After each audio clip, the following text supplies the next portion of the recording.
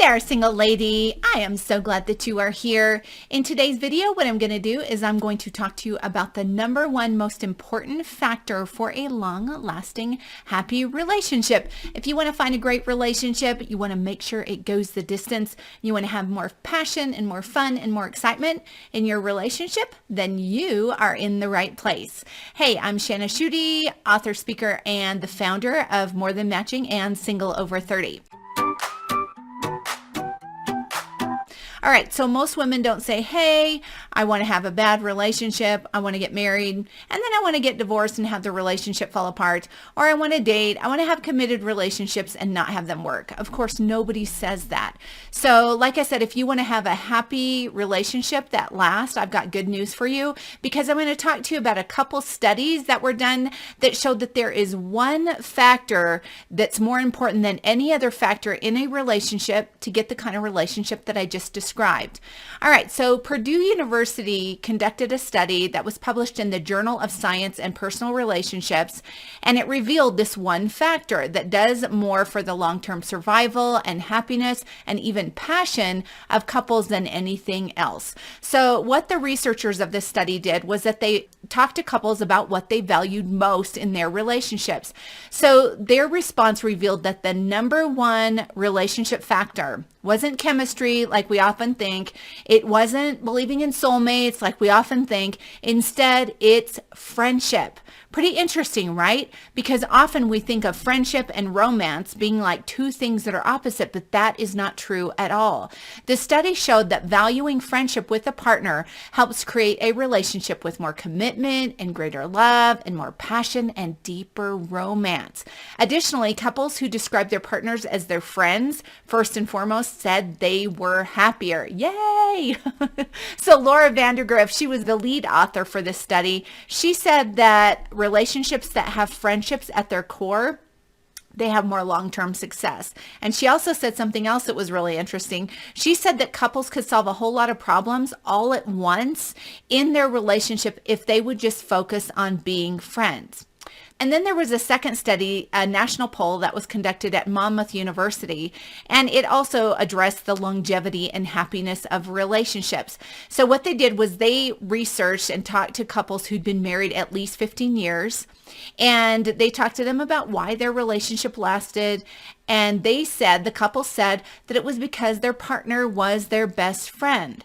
So not only is it important for the success and the happiness of a relationship long-term to have someone as your best friend, but in the dating process, it's really important to have someone as your friend, because friendship builds trust. But what happens is if we jump in too quickly based off of chemistry or based off of like we don't have boundaries, the guy wants to go really fast or the woman wants to go really fast, and there's not pacing of the relationship, what happens is there's not a friendship foundation for the relationship, and then a lack of trust exists, right? There's more anxiety, all that kind of stuff.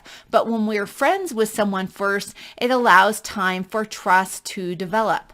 The other benefit of being friends in a dating relationship is that it allows for more grace to happen and more grace to develop in the relationship. Because if you talk to most women, what they'll say is that they've got more grace for guys who are just friends to them than the guys that they're interested in from the get-go romantically. Because lots of times when we meet someone we're really interested in and we bypass that friendship stage, or we're just looking at someone as a potential partner from the very beginning, what happens is we're going check, check, check in our mind. We're thinking about, does this person check off all the boxes of the kind of person that I'm looking for? So when you jump into a relationship, we're often harder on that person. I talked to a friend of mine. She was saying this is exactly what happens to her. She said the guys that she's just friends with or she doesn't see romantically, she said that what happens is she's more gracious toward them, and then she can also be herself, which is another point. When you are friends with someone and you do not pass the friendship stage in a relationship, lots of times you just feel like you can relax. You're not worried about not being enough. You're not worried about impressing the person. You're just thinking about relating to the person. And this is a great foundation for a relationship because you want to be accepted and you want to accept the other person for who they are as well. Another way that being friends is going to benefit your relationship is that maybe you've heard the faster the burn, the quicker the breakup. So lots of times in movies, it's like all we see because we've got 2 hours, right? It's like, boom, two people meet. They're like instantly romantically involved with each other. But what we don't see is that in real life, the faster the burn in a relationship, the hotter something ignites, lots of times, the quicker it's going to flame out. Because, like I said, the relationship can't handle that kind of intensity because there's not the foundation. It's really interesting because Gary Ladowski, he's the professor and chair for Monmouth University that conducted this study.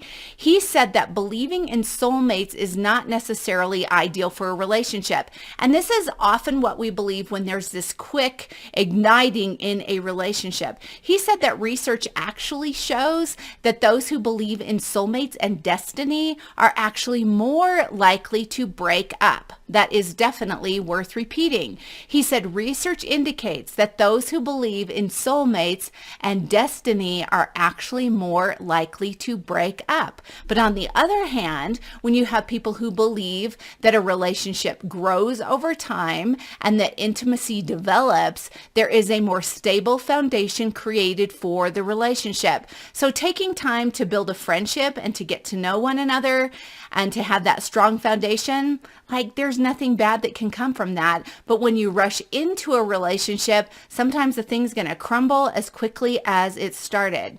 So sometimes women don't know what it means to define a relationship as being friends, right? This is very confusing. So there's one thing that I want to say before I get to this definition of what this means to be friends or how to tell if you're friends.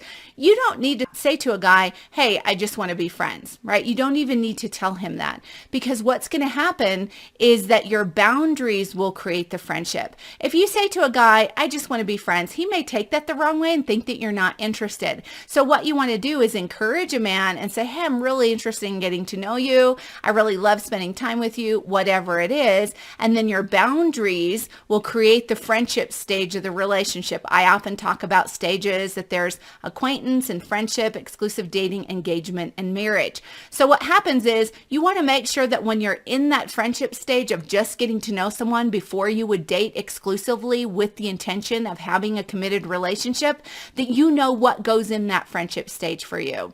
So for example, if for you in exclusive dating, what goes in that phase is, well, that's when I'm going to kiss somebody, then you wouldn't put it in the friendship stage when there isn't a commitment. So you want to define for yourself what goes in each stage of a relationship. So like I said, the boundaries that you have in that friendship stage are going to help create the friendship. You don't need to tell a guy, hey, I just want to be friends.